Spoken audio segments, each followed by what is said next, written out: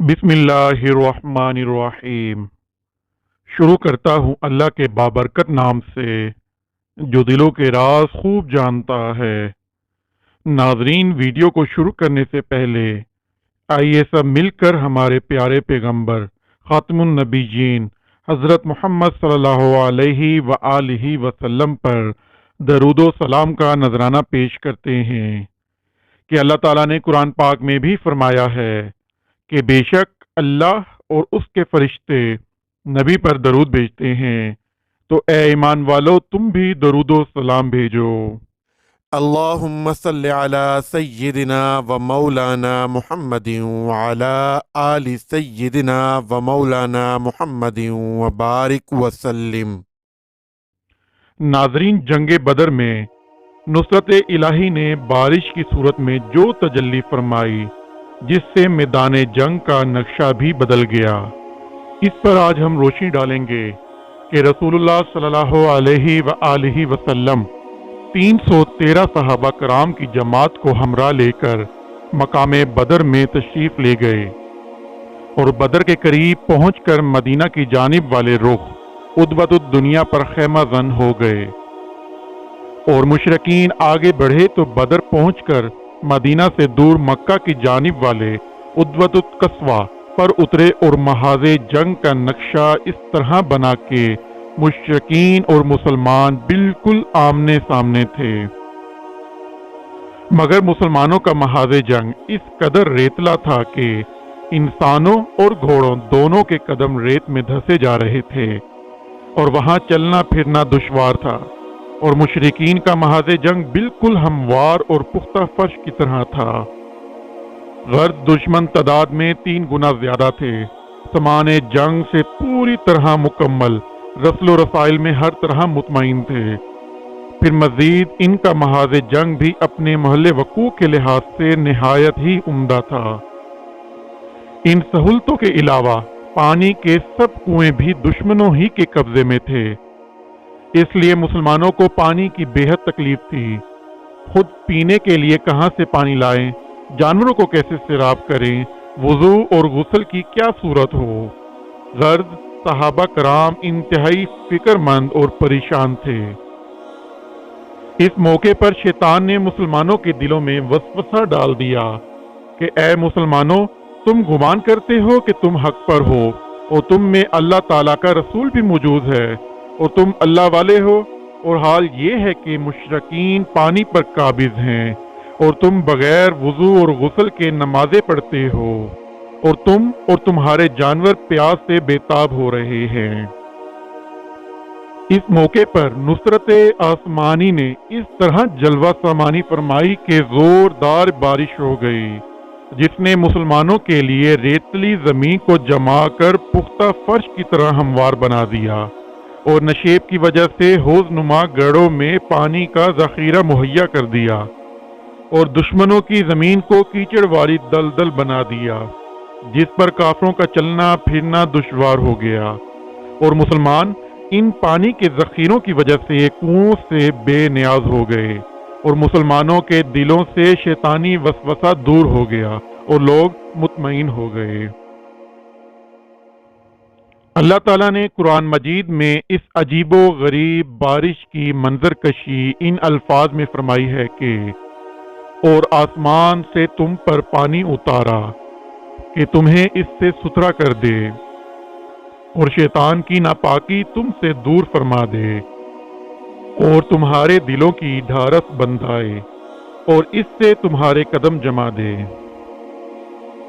इस आयत में अल्लाह ताला ने बदर में इस नागहानी बारिश के 4 फायदे बयान फरमाए हैं। नंबर 1, ताकि जो बेवुजू और बेगुसल हों वो वुजू और गुस्ल करके पाको साफ और सुथरे हो जाएं। नंबर 2, मुसलमानों के दिलों से शैतानी वसवसा दूर हो जाए। नंबर 3, मुसलमानों के दिलों को ढारस मिल जाए कि हम हक पर हैं और अल्लाह ताला ज़रूर हमारी मदद फरमाएंगे। नंबर 4, महाज़े जंग की रेतली ज़मीन इस काबिल हो जाए कि इस पर कदम जम सकें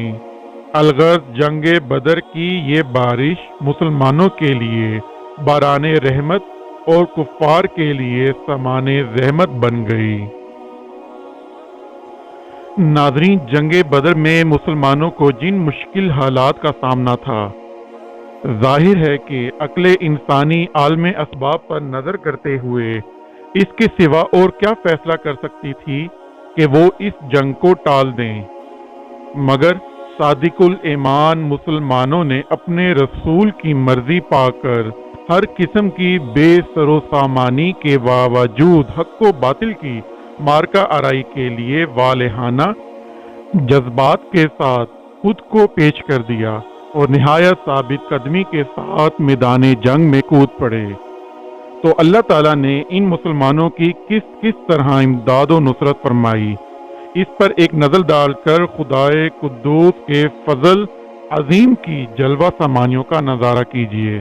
اور یہ دیکھیے کہ اللہ تعالیٰ نے اس جنگ میں کس طرح مسلمانوں کی مدد فرمائی۔ نمبر 1، مسلمانوں کی نگاہ میں دشمنوں کی تعداد اصل تعداد سے کم نظر آئی تاکہ مسلمان مغلوب نہ ہوں، اور مشرکین کی نظروں میں مسلمان مٹھی بھر نظر آئیں تاکہ وہ جنگ سے جی نہ چرائیں اور حق و باطل کی جنگ ٹل نہ جائے۔ نمبر 2، ایک وقت میں مسلمان مشرکین کی نظر میں دگنے نظر آئے تاکہ مشرکین مسلمانوں سے شکست کھا جائیں۔ نمبر 3، پہلے مسلمانوں کی مدد کے لیے 1000 فرشتے بھیجے گئے، پھر فرشتوں کی تعداد بڑھا کر 3000 کر دی گئی، پھر فرشتوں کی تعداد 5000 ہو گئی۔ نمبر 4، مسلمانوں پر عین مارکہ کے وقت تھوڑی دیر کے لیے غنودگی اور نیند طاری کر دی گئی، جس کے چند منٹ بعد ان کی بیداری نے ان میں ایک نئی زندگی اور نئی روح پیدا کر دی۔ نمبر 5، آسمان سے پانی برسا کر مسلمانوں کے لیے ریتلی زمین کو پختہ زمین کی طرح بنا دیا، اور مشرکین کے محاذ جنگ کی زمین کو کیچڑ اور پھسلن والی دلدل بنا دیا۔ نمبر 6، نتیجہ جنگ یہ ہوا کہ ذرا دیر میں مشرکین کے بڑے بڑے نامی گرامی پہلوان اور جنگجو مارے گئے، چنانچہ 70 مشرکین قتل ہوئے اور 70 گرفتار ہو کر قیدی بنا گئے، اور مشرکین کا لشکر اپنا سارا سامان چھوڑ کر میدان جنگ سے بھاگ نکلا، اور یہ سارا سامان مسلمانوں کو مال غنیمت میں مل گیا۔ مسلمان اگرچہ اللہ تعالیٰ کی مذکورہ بالا امداد اور اس کے فضل سے فتح یاب ہوئے، تاہم اس جنگ میں 14 مجاہدین اسلام نے بھی شہادت نوش کی۔ یہ واقعہ ہمیں متنبہ کر رہا ہے کہ اگر مسلمان خدا پر بھروسہ کر کے حق و باطل کی جنگ میں ثابت قدمی اور پامردی کے ساتھ ڈٹے رہیں تو تعداد بھی کمی اور بے سر و سامانی کے باوجود اللہ تعالیٰ کی مدد اتر پڑے گی اور مسلمانوں کی فتح نصیب ہوگی۔ یہ رب العزت کے فضل و کرم کا وہ دستور ہے کہ جس میں انشاءاللہ قیامت تک کوئی تبدیلی نہیں ہوگی، بس شرط یہ ہے کہ مسلمان نہ بدل جائیں اور ان کے اسلامی خصائل و کردار میں کوئی تبدیلی نہ ہو، ورنہ خدا کا دستور تو نہ بدلا ہے نہ کبھی بدلے گا۔ ناظرین، اسی دعا کے ساتھ اپنی ویڈیو کا اختتام کرتے ہیں کہ اللہ ہمیں سیدھا راستہ دکھائے، ہم پر اپنا رحم فرمائے اور ہمارے والدین کا سایہ ہمیشہ ہم پر سلامت رکھے۔ آمین۔ اللہ حافظ۔